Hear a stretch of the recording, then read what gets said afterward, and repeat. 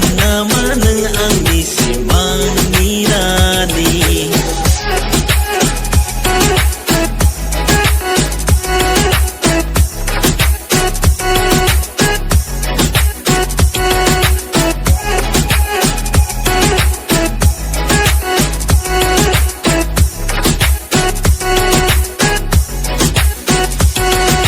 nang ni mininay nang ni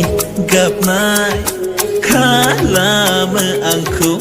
usaw badaw nang ni mininay nang ni gapnay kala maangku usaw badaw nay na busomay na mohora beromay na